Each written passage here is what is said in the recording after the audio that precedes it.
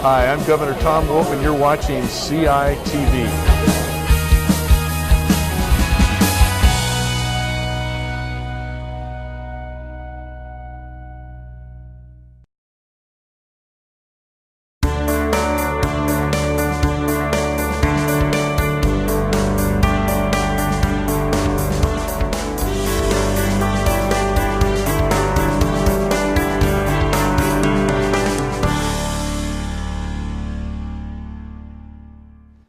Good evening, everyone. Welcome to the Colonial School District's public business meeting for March 21st, 2019, and we'll begin the meeting with the Pledge of Allegiance.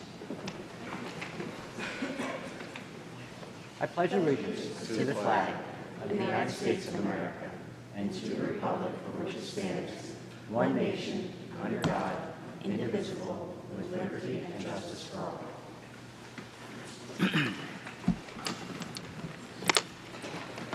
I'd like to announce that the board met in executive session on March 18th to hear an update on litigation regarding the responsible contractor policy, specifically as it relates to the Colonial Elementary School construction bid process. The meeting lasted about 30 minutes. We also met in executive session this evening to review tonight's personnel actions, professional and educational service contracts, real estate assessment appeals, and receive an update on contract negotiations with the district's support staff. The meeting lasted about 50 minutes. Before we begin this meeting, I'll just take a minute here to comment on the Colonial School District is alive with art.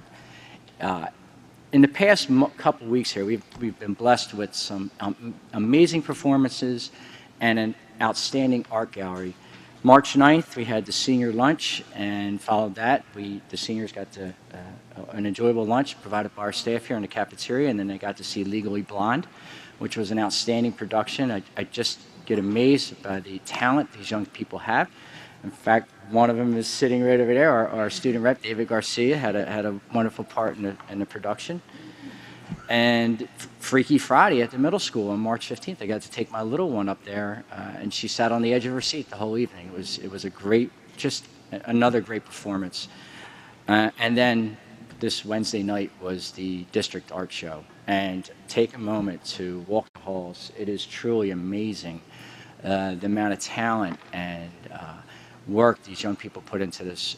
It was a wonderful evening, and I just wanted to take a moment to thank all our art teachers and the students for putting so much work into some beautiful pieces of work. So thank you, and we'll move on from there. We have recognitions. Thank you, Dr. Christian. We do. I'd like to welcome our coach, Coach Robin Mitchell, to the podium to recognize an outstanding freshman basketball team.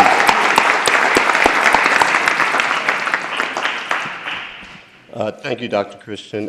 Thank you all for having us. Sometime as the freshman basketball team, we consider ourselves like second-class citizens because we get the little gym, and then, practices are cut short. If things happen, it's like, all right, no freshman practice. But it was exciting this year. I'm really proud of this group of young men. They gave me everything they had. I knew early on that they were capable of achieving something very special.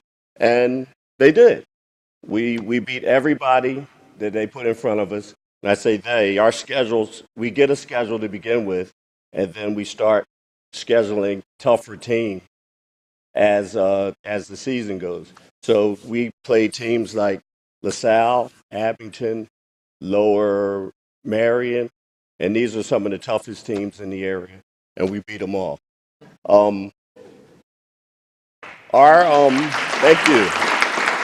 Thank you. We averaged about 62 points a game for a freshman team. That's a lot of points. Our opponents, we held them to about 32, so our average margin of victory was about 30 points. So they went about their business seriously, and they took care of business. I'd like to introduce you to them as I give them these certificates. Guys, as you come up, take your certificate, walk around, shake everyone's hand, and we'll go from there. Taji Hubbard. Zen. Fix your hood, man. Zende Hubbard.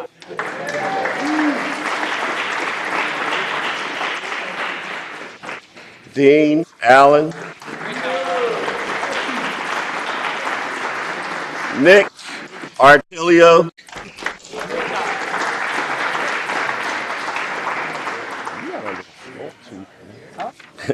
Will Hayes.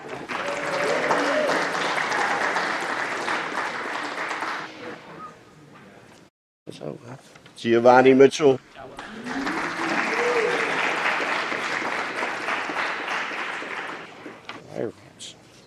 Phil Taramino.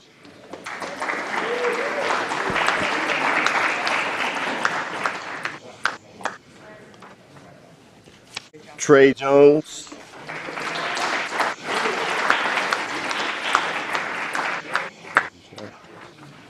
Ben Duffy.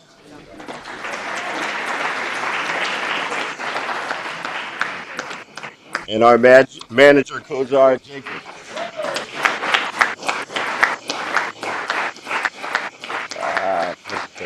Appreciate it. Thank you, guys. Thank you for having me. Thank you. Great job.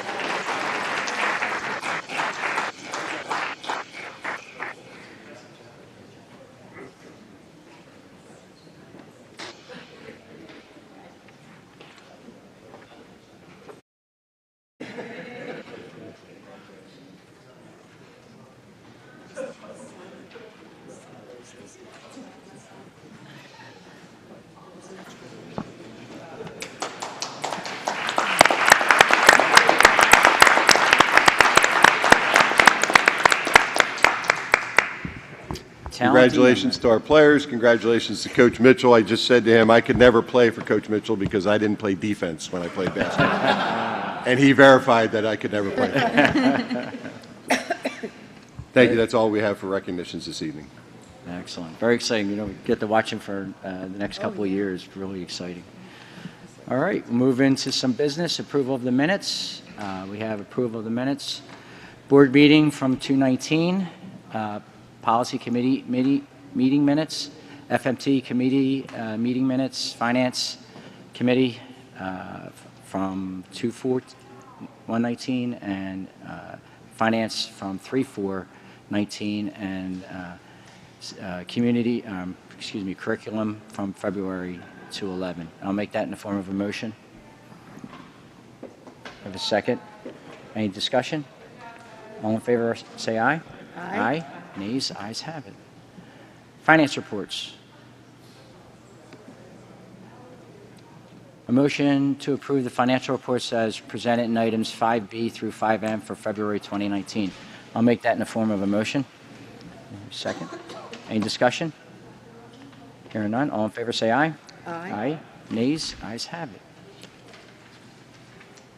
Treasurer's report. I make a motion to approve the February 2019 Treasurer's report. Do I have a second? Second. Any discussion? Hearing none. All in favor, say aye. Aye. Aye. Nays, ayes have it. All right. Public comment on the agenda? Hearing none. We'll move forward on staff reports. Thank you. We have Lori McCoy from our food service here. Lori gave an update the other night at our Community Relations and Student Life Committee meeting. It was so good, we invited her back this evening to give a public presentation. Walter Melon, I tried him on. I exceeded the capacity for the costume. He will make an appearance when I lose about 30 more pounds. He's a lot smaller than we thought he initially was. Okay, good evening, everyone. Thank you for having me. We focus a lot on nutrition throughout the school year, but with March being National Nutrition Month, it's an opportune time for us to share with you some efforts and initiatives from our department. So for those of you who are not aware, we have an active student wellness committee, and the committee members are comprised of a variety of disciplines. We have school nurses on the committee, we have food service personnel, we have physical education teachers, community members, parents, a school board member. Right now, we're trying to get some more students on the committee. Basically, what we do is just review and update the local school wellness policy and then assess our current school environment and make any recommendations as needed as far as physical activity or wellness in any area. So if anybody is interested in being on that committee, it is open to members of the public, and all of the information is on the school website. So the week of March 4th, we celebrated National School Breakfast Week, and the theme was Start Your Engines with School Breakfast. So we had some special menu items. In the elementary schools, we tried to make them relevant. We had mini waffles, and we called them waffle wheels. We gave out coloring sheets and prizes.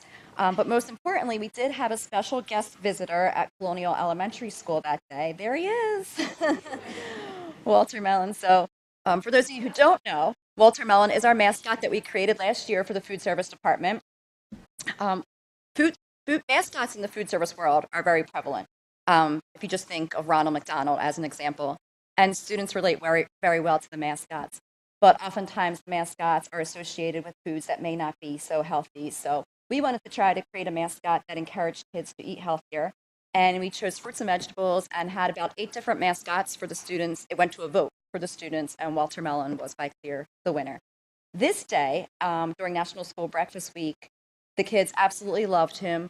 They asked him to do Fortnite dances and special handshakes, and as you can see, all the dab. He likes to, and they had so much fun with him that we were asked to bring Walter Melon back at lunch that same day so that all the kids could experience him. And interestingly enough, our breakfast participation that day was the highest number of students served all year long so far, because they knew that they were going to see Walter Melon in the cafeteria that day. The little things. So every year in March, we celebrate Go for the Greens Day. And this is an opportunity for us to promote different green fruits and vegetables and to expose the students to something new in some fun ways. So last year we did green smoothies. Before that, we had done some taste testings and completely green salad bars. This year at Ridge Park Elementary and Plymouth Elementary, we did tableside guacamole, which actually was really fun. So we had little samples prepared, and we ran around table to table in the cafeteria. And while we were doing that, we were showing them, demonstrating how to make guacamole. And we did this in conjunction with Kathy Dale, school nurse. So at the end of the day, she announced some facts about avocados over the PA system. So not only was it an opportunity for the students to taste test something, but it was also a learning opportunity for them as well. Some of the students had never even seen an avocado before. Some of them never even realized. They said, "What's that in the middle?" But most importantly, we got a lot of thumbs up from the guacamole. Students really liked it. So I want to talk about our Eggstra Chance Breakfast, which is a little play on words. It's actually known as our Extra Chance Breakfast or a Second Chance Breakfast. And this was implemented back in November at Conshohocken Elementary School. We had determined that we wanted more students to eat breakfast with us. Everybody knows the benefits of eating school breakfast: better attention spans, better focus, better behavior. All the research shows that you perform better academically and physically if you eat breakfast. Some of the barriers that we determined were that, A, sometimes students did not get to school early enough to participate in breakfast, or B, some of the students were just not hungry right away when they came into school, and they don't usually get hungry. Sometimes they'll sit in class 15 minutes later and their stomachs start growling. So what we do is about a half hour after the bell rings, we go around with a cart to the different rooms in Conshohocken, and we offer the students another opportunity to have breakfast if they haven't had it. TC Bogley's been very supportive with us rolling out this program at her building, and since we did implement it, we increased breakfast participation by 106%, which we're really proud of, again, because it's not only is it beneficial for the students, but on a side note, because we were able to increase our breakfast so much, we're now receiving some additional funding from the state for every lunch meal we serve because we exceeded the threshold for the breakfast participation. So we also feel that it's important to not only serve meals in the cafeteria, but to be integrated in the classrooms as well. So periodically, we do nutrition education presentations in the Family and Consumer Sciences classroom at Colonial Middle School, in Beth Phelps' classroom, and we do recipe demonstrations. And this is an image we couldn't show the student, so we just focused on the actual activity. This is one of the days where we did a lesson on kale, and we actually made kale chips and let the students sample them. And this is one that went over so well that we actually then added that to our menu as our dark green vegetable component in the cafeterias. We're also now working with Anna Mendel's class to her gifted support students. They're researching the effects of plastic on the ocean ecology, and we're working with them to try to reduce plastic usage in our cafeterias. Something that we also have on the horizon, we don't have all the details worked out on this yet, but we're looking very forward to this. We've been working, and it has to do with the aquaponics system over at the middle school, and we've been working with Maria Wilczek and Bill Ryan. We'd love to be able to get some of this produce that's grown into our cafeterias. You really can't get any more fresh or any more local from eating the food that's literally grown one floor below you. There's lettuce, there's kale, so we could do kale chips. There's basil, there's a lot of different things. So we'll keep you, I think the next harvest would be in a few weeks. So we should have everything worked out by then, and we will keep you updated. And finally, although this is not necessarily nutrition related, the last thing I wanted to share is the creation of our new QR code, which looks exactly the way it is on the screen. So to give you a little bit of background on what this is for, we have a made-to-order deli station at the high school, made-to-order sandwiches, made-to-order salads. Everything's customizable, so it's one of our most popular stations, but therefore the lines are also the longest because it takes longer to customize somebody's food. So about 2 years ago, we implemented a pre-order system by creating a Google form where students can go online and just click, I would like a sandwich or a salad and the bread and the meats. But we realized that not a lot of students were using it, and so we just started asking in line one day, telling the kids, you don't have to wait here. You can pre-order. It'll be ready for you. You can bypass the lines. But the feedback we got was that sometimes it's a little cumbersome to get to that form. You have to go onto the website and click here, and it wasn't as user-friendly from your phone. So everybody knows high school students like feedback, like to give and receive feedback instantaneously. So what this code does, we'll have it posted around the school cafeteria and around the different parts of the building, so students can take their phones and they can just scan this. And it will, once it's scanned onto your phone, those of you who are familiar with QR codes, you just click it and it's a direct link to the pre-order form. So it saves some steps in the process, and we will be rolling that out next week to the students. And that is all that I have for today. Thank you.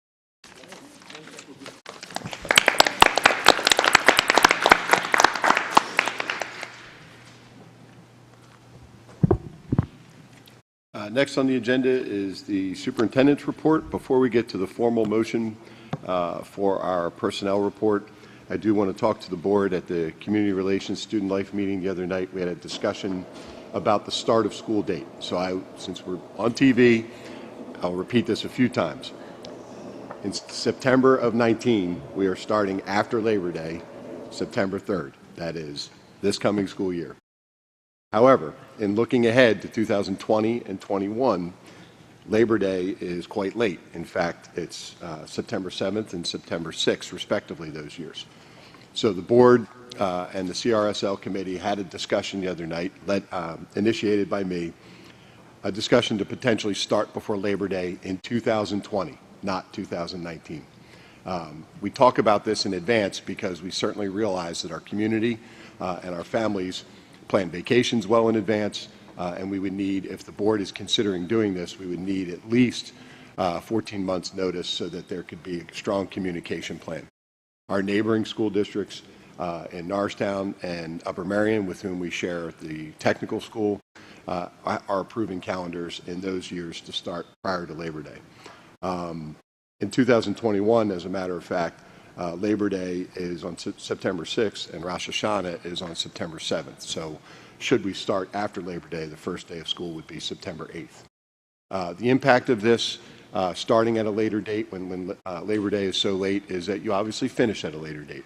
And that would take us out potentially to June 17th, June 18th, June 19th. And that's not counting if we would exceed multiple snow days. So I've had a conversation with the CEA leadership about this, and we've talked about the idea.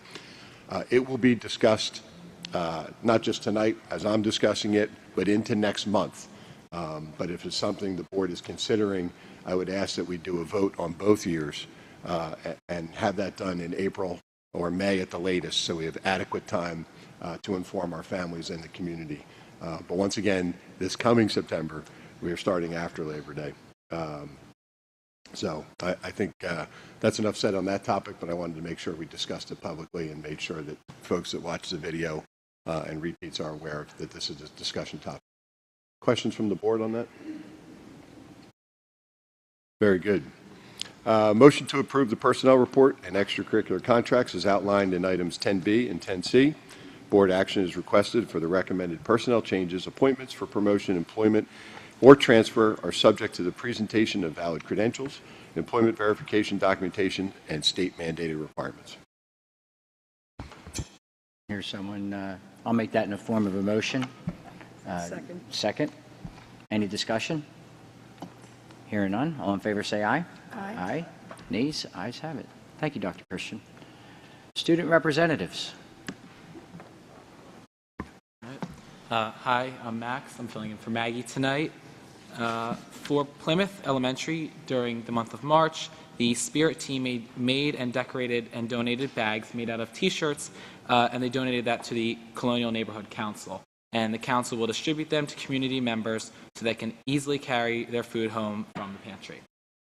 Conshohocken Elementary, on March 12th, the PTO sponsored a wonderful spaghetti dinner.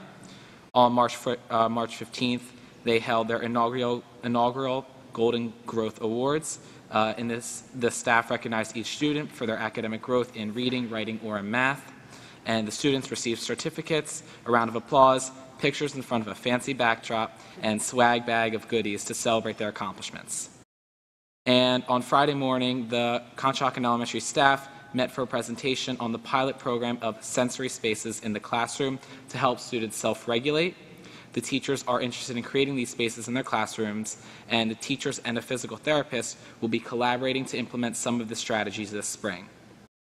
And White Marsh Elementary, they had Grandparents' Day, which was fantastic, on March 1st. They had 99% attendance, and they had grandparents fly in from Florida, Arizona, and California. And everyone came in their robes or pajamas. On March 27th, they will have the second grade concert, and on March 29th, the Life Skills class is hosting their Little Chef's Eatery, and all are invited to attend during lunch hours.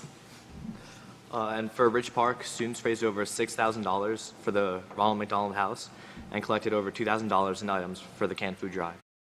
Third graders, also on March 3rd, performed the national anthem at the Temple's men's basketball game.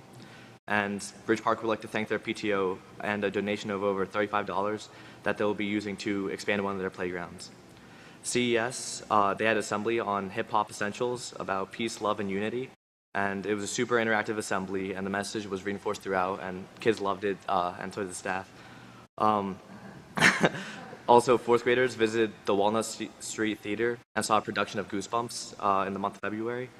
And on February 13th, they welcomed families into their classrooms for their winter parties. And during the week of February 25th, CES celebrated Read Across America, where students and teachers dressed as their favorite storybook characters and wore their wackiest outfits. CMS had a regional TSA competition, and 68 kids from the Colonial School District qualified for that. 30 were from PW, and 38 were from the middle school. And then there were also several students that advanced to the state competition because of their performance at regionals. On February 20th, there was a PA Math League contest, and a score of 14 correct answers is good, but students in all grades scored between 18 and 31, which is really impressive. The middle school, as Mr. Raimondo mentioned, had their production of Freaky Friday, which was really, really amazing. I hope you guys all showed up. It was, it was amazing. And they also had Science Olympiad. PW recently has really been gearing up towards Minithon, which is this Friday, tomorrow. And this week has been Hype Week for Minithon, where students are dressing up according to daily themes. Also, Legally Blonde the musical occurred about 2 weeks ago. It went amazing. Today, there was a blood drive for the American Red Cross, and students are getting ready for freshman formal along with some of the other dances. And seniors are really gearing up for the Disney trip. We would like to thank you guys for approving that. The District Art Show, as Mr. Raimondo mentioned, was last night, and it was amazing. Really, if you guys have the chance to go around and check out the artwork, I would suggest doing so. And so, excitingly, the sophomores voted on their upcoming junior student reps, which is Max is one of them, and there are 3 others. And 10 people from PW also qualified for DECA Nationals. So that's everything. Thank you, guys. Wow, that's a lot of report there. It's all in 1 month. It's a busy district. So thank you for the report. And as Dave was saying, there's a lot of great stuff within the district. So thank you, and take advantage of the art show and the musicals. Absolutely. All right, we're going to move into new business, and I'll turn it over to Jen. Motion to approve board policies outlined below on a second read basis. Policy 101, mission statement, vision statement, shared vision. Policy 619, district audit. Policy 113.1, discipline of students with disabilities.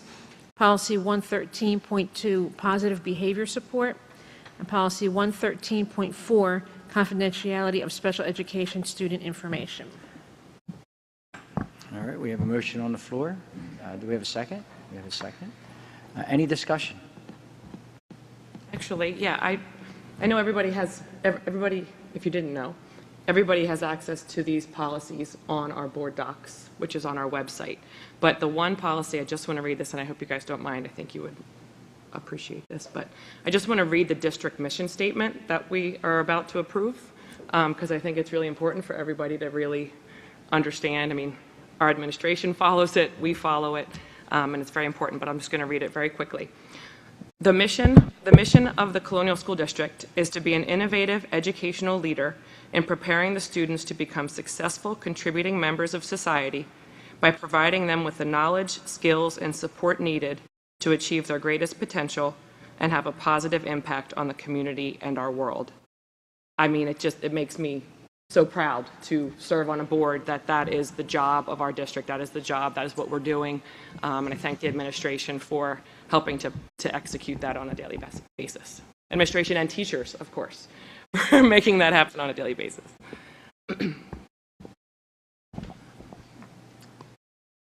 Thank you, Kathy, for pointing that out. That's it's a nice, ties in nicely to our student reps report. I mean, that's just goes hand in hand with what our role is as a policymakers.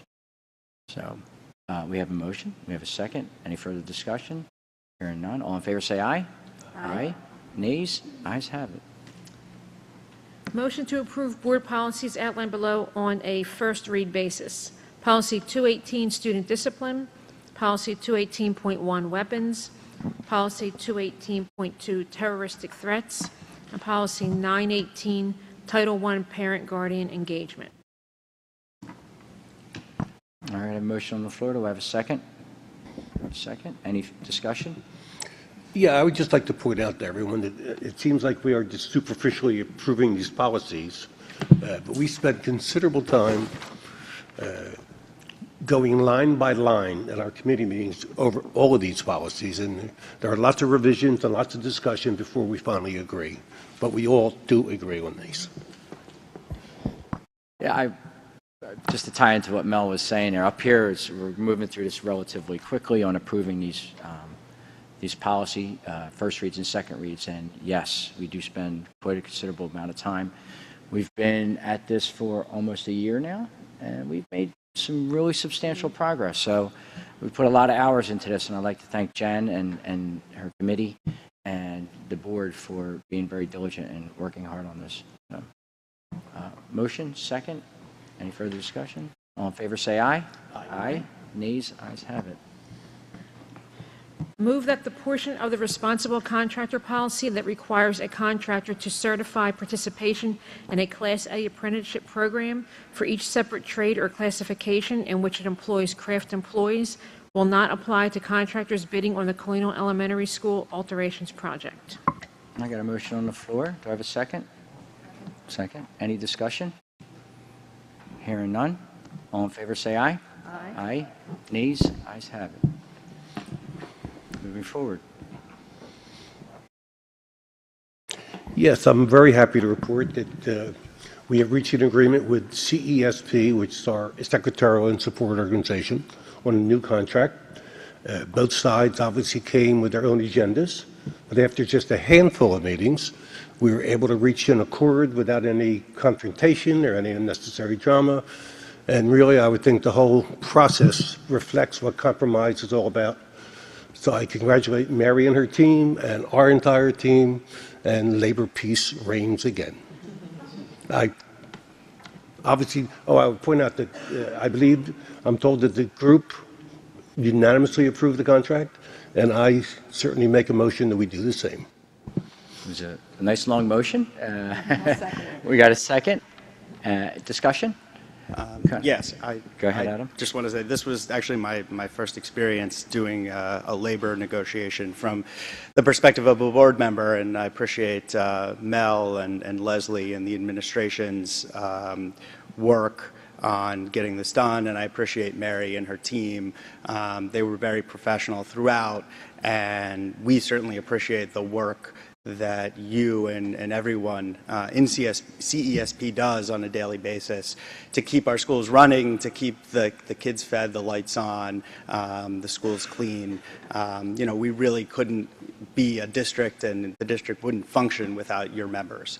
And so we really appreciate that, and we certainly, as we were going through the process, that was certainly something that all of us thought about throughout.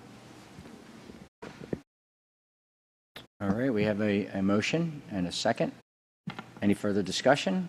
Hearing none. All in favor say aye. Aye. Nays? Ayes have it. And I was just going to we'll try to add to Adam, but you said it perfectly. We really do value all the effort from our CESP group, and it's a team effort, and greatly appreciate the board members that sacrificed a lot of time, our administrative team that was very valuable through this, and thank you. All right. Moving forward. Leslie? Yes. Our summer programs. This is a motion to approve the 2019 summer programs as outlined below. I'll read from, there are only a few of them. It's Summer Literacy Blast, Girls in Technology, Summer Sing Fest, Summer Music Instruction for 4 weeks, and Special Education Extended School Year. We've offered these for several years. They're very beneficial to our students. They keep them on point so when they get back to school, they're ready to start, and they haven't lost any time in their education. And they're great programs, and I know the kids love them, and we love offering it to them. That's a motion to approve those for this summer. Do we have a second? I have a second. Any discussion? I just have a question probably for Dr. McCaney. If a parent wanted to sign their child up for one of these programs, how will they be notified these programs are taking place? Invitations went out, and there's also information on the website as well. So, and I believe some things went home in folders for they're electronic and non-electronically. So, yeah, look for it on the website as well. All right. Motion is second. Any further discussion? Hearing none. All in favor say aye. Aye. Nays? Ayes have it. Rosemary? Okay. I make a motion to approve the following 4 overnight out-of-state student trips. The TSA State Competition in Champion, PA, TSA National Competition and Conference in National Harbor, Maryland, the Habitat for Humanity Volunteer Day in Wilmington, Delaware. And just for your information, the students will be going to Wilmington, Delaware because their charter allows students at age 16, whereas in Pennsylvania they have the cutoff date at age 18. Or you have to be over 18. And the CMS Art Club going to the grounds for a sculpture in Hamilton, New Jersey. All right, that's a motion. Do we have a second? Second? Any discussion? Hearing none. All in favor say aye. Aye. Nays? Ayes have it. Conference requests. Leslie? Yes. This is a motion to approve 2 out-of-state conference requests as outlined below. One is for Andrew Bogley, the Director of Technology, to attend the Consortium for School Networking Conference in Portland, Oregon from April 1st and 2nd this year. The second one is for Jeff Kavanaugh, who's a CMS computer science teacher, to attend the Everyone Can Create Apple Professional Learning Workshop in New York City. He already attended that in March 11th. They're both paraprofessionals. They come back and share with their staff. And I understand Jeff Kavanaugh learned a great deal about apps and how our students can present better with their Apple products. And so that's a motion to approve both of those. All right, do I have a second? Any discussion? Hearing none, all in favor say aye. Aye. Nays, ayes have it. H. Leslie? Oh, I'm sorry. Educational Services Contract? Yes. This is a motion, this is a motion to approve educational services contract for students. It's outlined below. It's for the Timothy School. There are 5 students for the 2018-2019 school year at a tuition rate of $74,500 for each student. All right, we have a motion. Do we have a second? We have a second. Any discussion? Hearing none. All in favor say aye. Aye. Nays, ayes have it. Adam? The next item on the agenda is item I. This is a motion to authorize the administration to advertise for local audit service proposals for a 3-year period beginning with the 2018-2019 fiscal year. All right. It's a motion. Do I have a second? I have a second. Any discussion? All right. Hearing none. All in favor say aye. Aye. Nays, ayes have it. Adam? And the last item of new business, item J, this is a motion to approve the Colonial Middle School's spring musical budget for Freaky Friday as presented. This motion also retroactively approves the salary payment for the fall musical production. All right, we have a motion. Do I have a second? Any discussion? Hearing none. All in favor say aye. Aye. Nays, ayes have it. Solicitor's report. I have no report tonight. All right. Moving forward into committee reports. IU? Yes, I do report. The Board of Directors of the Montgomery County Intermediate Unit met at their office in Norristown on February 27th. As I've mentioned many times before, the MCIU offers professional development to all of our county school districts and their staff. This month, the board approved several professional training learning contracts with the Colonial School District. One contract is for the training of elementary teachers and coaches for reading intervention in the classroom. Another contract is for training of high school teachers in student assessment. And the last was for Dr. Donna Gaffney's facilitation and our school district's comprehensive planning sessions, which I attended with many of our staff. Also, the MCIU will again be offering its AP Summer Institute professional development courses in various subjects from economics, macro and micro, and to Chinese languages and cultures, with many in between. And our teachers have availed themselves of those courses to learn how to teach AP classes. For the 4th year in a row, the MCIU board approved the Head Start grant in the amount of $4,170,000. This grant helps us to support the early learning of nearly 500 children in the county. Very important program for early education. We also received $165,483 in additional funds from the Montco Works for Employment and Skill Development Services for eligible youth and young adults in Montgomery County. The MCIU serves both the preschooler and the newly maturing adult, so we're concerned about the whole child at all levels of development. And that concludes my report. Thank you. Thank you, Leslie. Finance, Adam? No report this evening. HR? No report.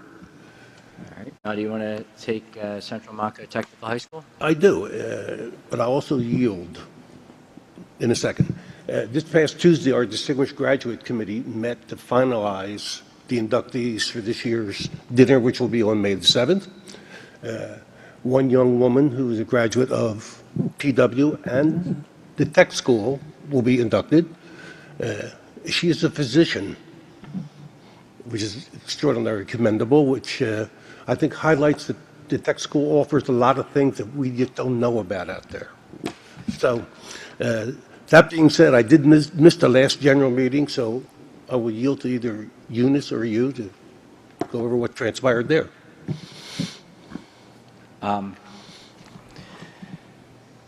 Just the only thing I would add would be Community Day is coming up, and that is the May 4th, first Saturday in May. Correct. They've run a wonderful event. They have all the students there, and it's an open house combined with their students putting a presentation on with all their skills, and it's an enjoyable day for the whole family. So I highly recommend getting out there and enjoying the day up at the technical high school. Not to beat a dead horse, when I first became involved as part of the tech school board, I think we had 450 students serving 3.5 school districts, the half being Lower Merion, who pays tuition for their students. We're now well over 700 and climbing, and I would imagine in a couple of years we're going to reach our capacity. So I'm urging all our citizens out there, find out what's going on with the tech school. It's a great website as well, and you'll be surprised of the great opportunities that exist. We've had all of our 7th graders tour the tech school to see what programs are available. Our 4th graders are going to be going on what's called a speed dating tour of the tech school, just to get a sampling of what's offered. And then we're also hosting the tech school's graduation in our new gym later in June. All right. Leslie? Yes. Thank you, Felix. The Curriculum Committee of the Board met this past Monday, March 18th, at Ridge Park Elementary School. In Mrs. Tiffany Martin's classroom, we met several of her students who helped us understand the program Being a Writer. This standards-based writing workshop encourages student collaboration, peer feedback, strong social and emotional support, along with grammar mastering and context, which I think that's very important. The students were very enthusiastic about their writing projects and working in pairs on their projects. It was a delight to learn from them how much they enjoyed writing. That was really wonderful to see. The AVID program has been very successful the past decade in our high school. AVID helps teach students study skills and organizational strategies, which help them succeed in every class, while students focus on their future plans for possible careers. At the middle school, our administration has suggested that AVID run trimester 1 and trimester 3 instead of trimester 2 and 3.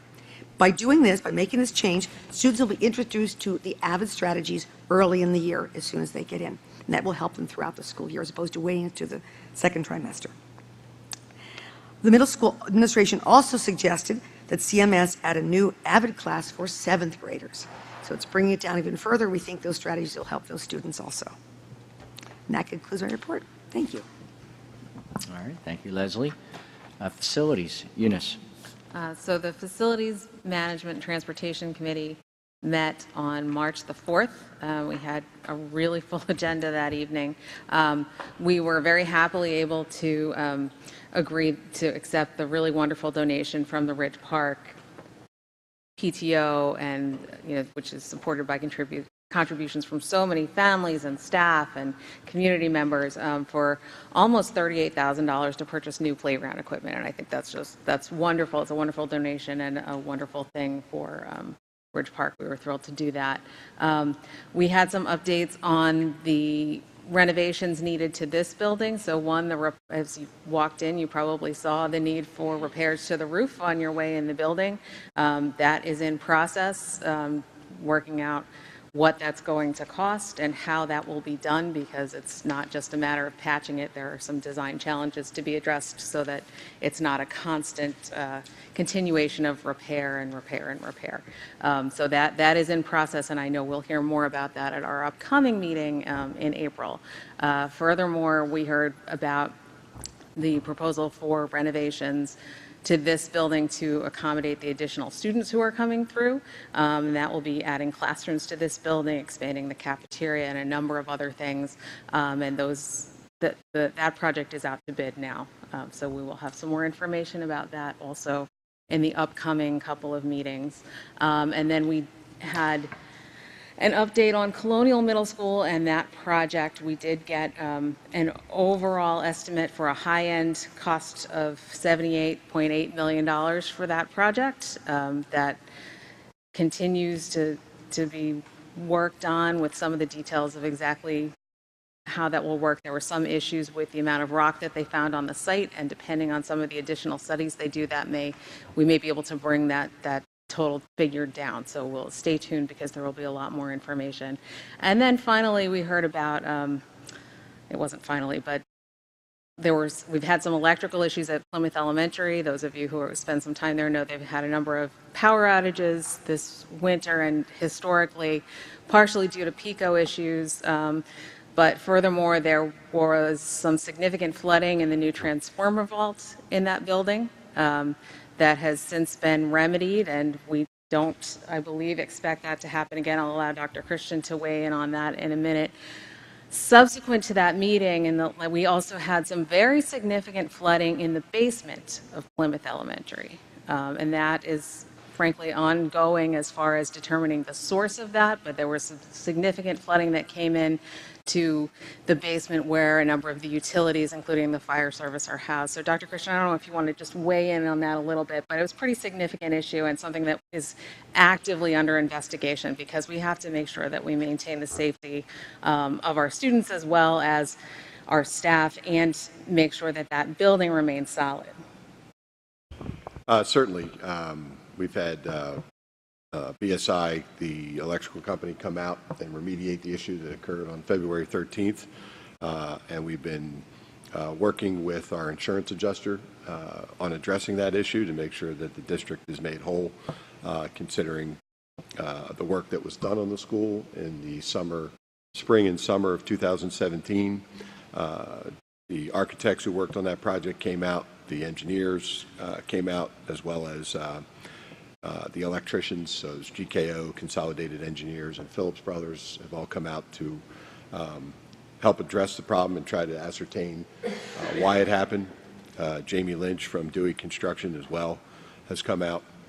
I can tell you that today is a great example. We checked it multiple times today.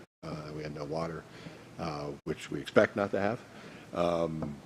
And so we also met with PICO today and had about an hour-long meeting with them to talk about the long-term plans to help address the wires behind the school because we have some sagging wires and also some trees that are in the vicinity of that area that have contributed to some of the outages. And they were, the PICO reps were great. One of them is a parent in the district, which is fantastic. And they're putting together a timeline for us for the work that needs to be done. One, for the trees that are in the way, and two, for the lines that need to be more taut than sagging.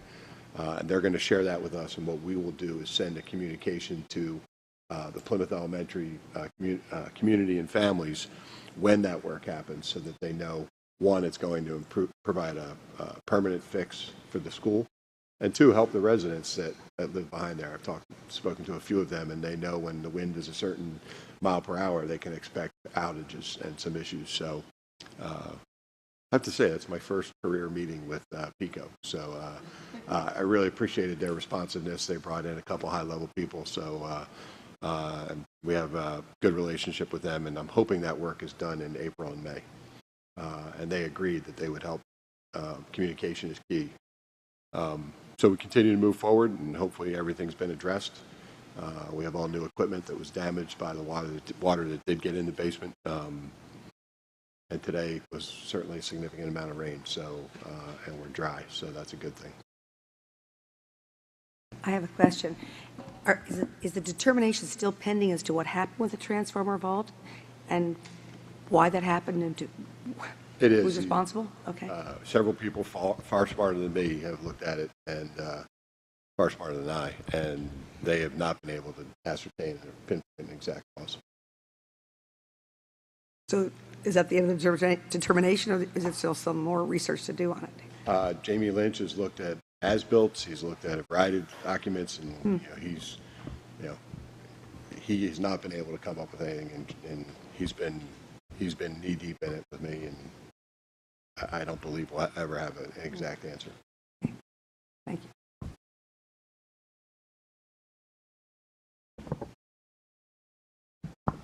All right. Any further discussion on your report, Eunice? All right. Nope, that concludes my report. Okay, very good. Moving forward, community relations, student life, safety and wellness. Okay.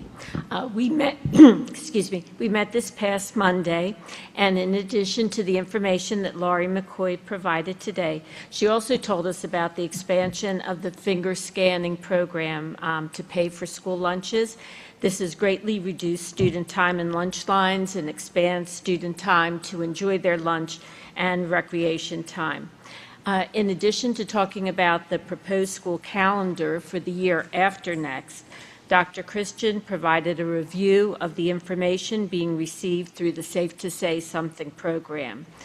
We heard about the recent CUSP program about creating smooth transitions as students move from one school building to another, and the wonderful luncheon that was held for the district's senior citizens, the Gold Card members, who then enjoyed the wonderful matinee production of the PWHS musical Legally Blonde.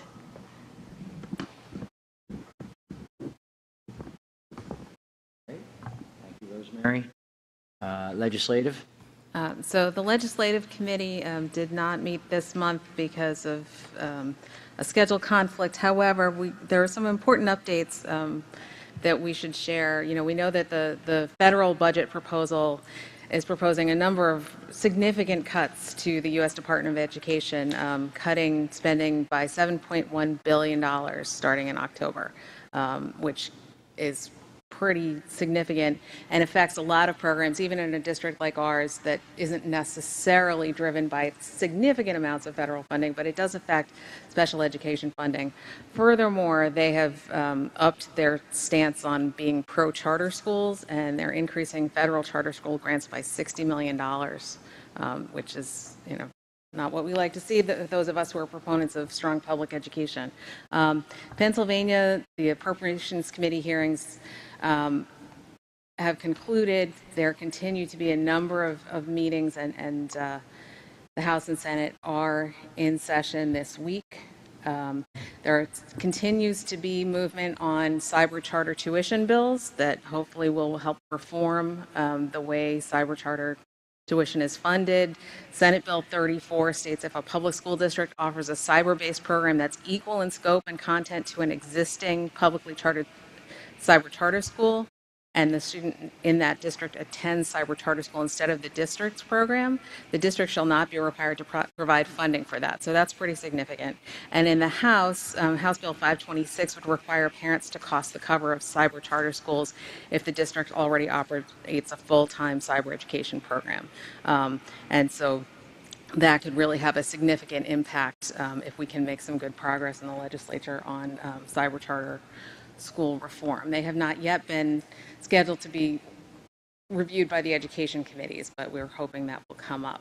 There's also a lot of work being done on career and technical education in the Senate Education Committee, and that's very encouraging. You know, this commitment to technical and career education continues, and we're thrilled about that.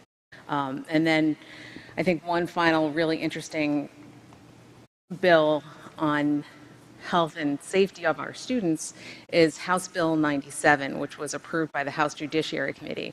And that will amend the criminal code to make it an offense to sell nicotine products and electronic nicotine delivery systems, vaping, to minors, or for minors to purchase one or attempt to purchase nicotine products. It also, most importantly, makes it an offense to possess or use nicotine products or electronic nicotine delivery systems in a school, on a school bus, or on school property. So lines up with our policies and really helps protect the health and safety of our students. So that concludes my report. Thank you, Eunice.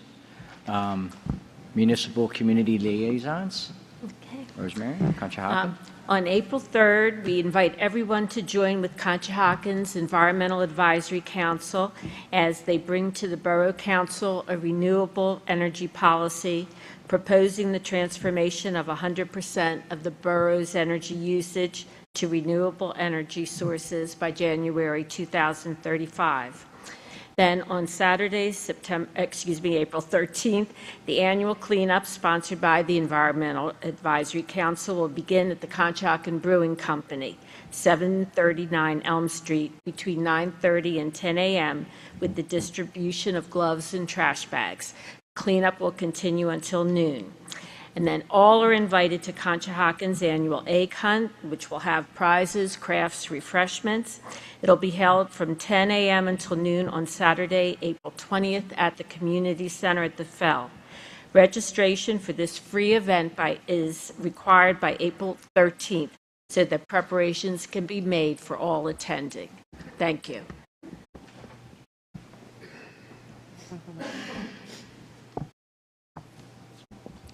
White Marsh, I just want to remind folks that White Marsh Township Day is coming up on April 27th from 12 to 5. We're hosting it again this year at Victory Fields, and it was great last year, and I expect it'll be a wonderful event again this year.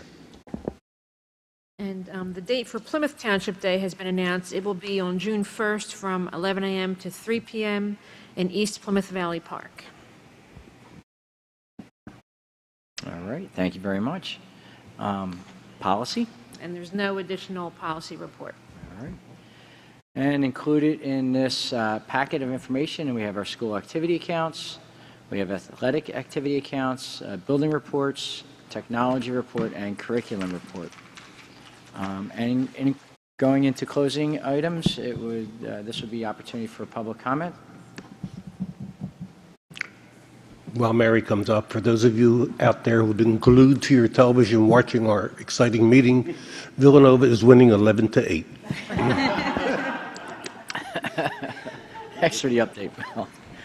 Good evening. I'm Mary Teese. I'm the president of the Colonial Educational Support Professionals, and I just wanted to take the opportunity to thank the board and the administration for the pleasant and respectful environment that we had while we were negotiating, and just wanted to thank everyone. Thank you.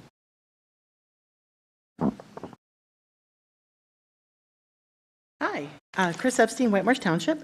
3 things. I wanted to just mention that the aquaponics at CMS that Lori McCoy mentioned, I'm excited for that because many kids don't have any idea what our vegetables look like while they're growing. They see them packaged in the grocery store. They have no idea. And I think having that visual in the school building and seeing that you can just pick them fresh, I think that's just a fantastic opportunity for the kids and for the nutrition aspect of it. I think I'm just really excited about it. And another question I have is regarding the cyber charter schools that Eunice was talking about. I made an article in the Inquirer a couple weeks ago about that. But I just have a question with, do you know how many students in our district attend a cyber charter school? Like is it a lot? Is it a few? Is it? I don't want to give the wrong number. Okay. It's okay. Is it enough that it would be worth discussions to? We're not as, compared to some of our neighboring districts, we're on the lower end. I believe we're under 100.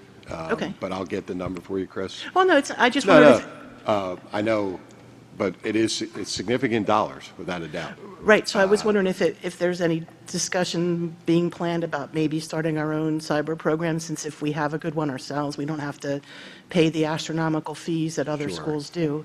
Great minds think alike. So I've had very preliminary conversations with CEA and with the administrative team about planning, well, not necessarily a cyber charter school, but starting to offer our courses and our course selection guide in a cyber fashion. There are some students who, and we need to recognize that, there are some students who learn different ways, in a different manner. And that is an undertaking that is, well, it sounds like you can, just simply throw everything online. You have to have a learning management system. You have to provide staff training. And so I have some experience with this in my previous setting. And it starts with core courses. And I firmly believe that even if you offer cyber courses, there needs to be a hybrid component. There still needs to be that face-to-face contact.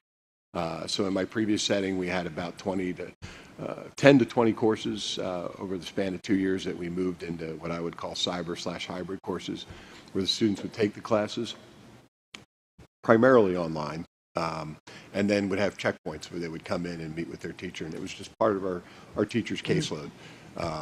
And met within the confines of the CBA. So I'm sure Bob and I we've had some very informal discussions about that. But it's certainly something, one, we support this bill that would bring funding back to the district. Two, it behooves us to develop these types of courses, because with things like Khan Academy and think about how many, I can't drive in every day without hearing a commercial for a college that is available with all online courses. Whether it's Arizona State or some of the other ones, Grand Canyon University, it's out there. So we might as well be part of the solution, right? And make it our own. Yeah. And I believe, Drew, your conference that you're going to is going to address some of Yeah, the things? COSN's probably the best tech conference. I think that's awesome. That's like very timely that this is all. And like Karnak, together. I can tell you right now, we have 25 students. I'd love to say, oh, I suddenly thought of it, but I have a lot of great support, so I can't take That's credit for great. that. So my last point is coming back to the issue of waiving the RCP for the Colonial Elementary School renovations. And there was no explanation given as to why you're doing that. So I was just wondering if it was a decision that was made in conjunction with our solicitor who developed the policy with Mr. Raimondo. It was made in conjunction with our solicitor, and I'll let our solicitor make. Since there was no solicitor report, I was just curious. Understood. Sure. So the current lawsuit that's ongoing, from the last time that there was a meeting, a motion to dismiss the complaint, or the Second Amendment complaint, has been filed on behalf of the school district. The motion tonight was done based on advice of counsel, not just Rudolph Clark, but also Whistler Pearlstein, who's handling the litigation regarding the RCP. So I don't want to get too much into like the legal strategy involved, right? But this motion tonight is going to allow the court to focus on that motion to dismiss and not have to worry about other litigation matters. So. Okay. Are we, I'm assuming that the safety of the students is not in jeopardy if we don't have this item in place for the bids for this renovation? So the motion the motion tonight that was approved, no, I mean, it's not going to impact the safety of the kids. This was a very specific, limited motion tonight that was passed. Because the 15 hours of meetings that we attended in July and August, most of the conversations were about that particular line in the policy, and most of the feedback that the public was getting was that this was imperative to maintain safe schools and absolutely in the best interest of the safety of our and well-being of our students. So if we're pulling it out for this project, does that then mean the flip side of that this school will not be safe because they didn't go through an apprenticeship program or they didn't have to? I'm just flipping it because you guys have said we want this in there, we want our schools to be safe, we want, does that mean our schools aren't going to be safe because we took this line out of the bid? I mean, I'm just flipping it back because the reverse. I don't think I don't think it works that way, and I don't think it's has anything. We're certainly not going to compromise on the safety of our students. These are minor renovations that are taking place. This is not building a whole new building as is happening at the middle school, and we're obviously going to do the best we can to ensure that any work is done to the highest standards of safety. But I don't think the argument sort of works the other way. Okay, so we're going to that by saying, oh well, we waived this suddenly, we're not going to make sure the work is done. No, I'm not saying that we're not going to make sure the work isn't done safely, but I'm just flipping back. Well, I'll move on from there. I'll move on from there. I'm fine with that. No, just to cut in, I mean, do you mind? I mean, I appreciate your point. Our paramount importance is to have safe schools. I mean, you heard Eunice's report about a transformer flooding out and blowing out the electrical components at Plymouth Elementary. But That's significant. We still don't So know it's a concern. why. It's an ongoing concern for us to make sure we have safe schools and our children are safe. So I wouldn't want it to characterize the discussions we had as you summed it up like that. So Well, and I wouldn't want to characterize the issue at Plymouth Elementary as an issue that any previous is because of someone not doing proper construction follow-throughs because they still don't know why it's to that be particular determined. thing happened. Correct. Right. So whether it was an engineering issue or it was an installation issue. or an act of God, we don't know. Well, so I'm just saying not exactly. We don't know, and I don't want to. I don't think we God don't wanted know. to transform So, it to so we are flood going to out. then rely on the qualified local inspectors and state inspectors for this particular renovation, that everything's going to be good when this project is fine without that apprenticeship line in the bid documents, correct? I understand your question. Okay. I'm sorry, So, I understand in other what words, you're trying to make. well, all right, I'll move on. Are you going to waive the RCP then when it comes to the middle school project? I'll just sum it up that that's ongoing litigation right now, and we're waiting for the judge to come out with a decision, and to talk anything more about it would be premature. Okay, so if the matter of this policy is still in the federal courts and unresolved at the point where we want to go to bid in July, are we going to? Well, the judge You're asking did- for a hypothetical. We Yeah. can't answer that. And it's Okay. ongoing litigation, and it would be irresponsible to comment I on mean, it. the judge dismissed it the first time without prejudice. We're hoping that we have another successful outcome, but we don't know. Okay. Just like Adam My, summed it my up. concern as a taxpayer is that if we do not waive that again for the middle school project, and it goes to bid, and it's still sitting unresolved in the lap of a federal court judge, that if we don't waive it, we could be then exposed to further litigation if we have that policy and we choose our bidders based on that, and we had many bidders that weren't able to because of that line, and if the judge says, this is discriminatory, and then we could then get sued by all the people that weren't able So to. I think we have to work with the advice of counsel at that point, right? We can't speculate. It's ongoing litigation. We Right. can't really talk about it because none of us are the attorneys in the room, and we can't guess. But at that point, we will obviously have to operate with the advice of counsel on Right. all of these matters to make the best decision for the district that ensures that we're covered legally and that our children remain safe, our investments remain sound. And I just to comment, you've piled now about 5 hypotheticals on top of one another, and we just can't speculate because we don't know what things are going to happen. And you're saying if the judge does that, and if this is not resolved, and if the timing is such, and we will obviously take all that into consideration if those things happen. But you can't expect us to give an answer to There's a lot of very intervening hypothetical motions that can occur and things like that. And so we really have to wait and see what is happening, what's currently going on, and what the court rules, because a lot of different things could happen. There's so many variables. But my concern is if it's unresolved at the time that we're putting the bid together for the middle school, as a taxpayer, I would like to make sure that we're not opening ourselves up to litigation, being sued for damages because of someone who was not allowed to bid. That's where I'm leaving it. Okay? Thank you. Yep.